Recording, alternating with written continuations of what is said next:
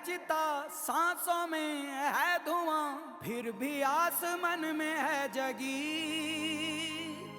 भोर होगी क्या कभी यहाँ, पूछती यही ये बेड़ियां।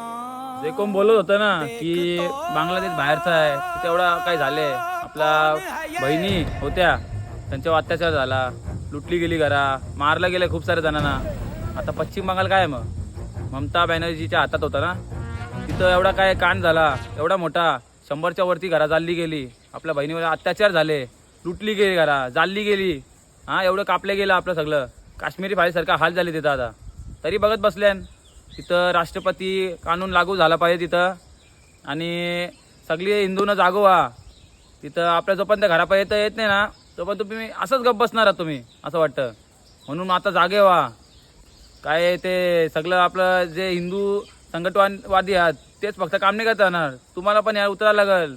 नाही तर आपल्या घरापर्यंत येईल ना, तेव्हा जागे होतील, त्या काय फायदा नाही उडणार, तेव्हा कोण येणार नाही, तेव्हा फक्त बघत बसायला लागेल. जय हिंद, जय महाराष्ट्र.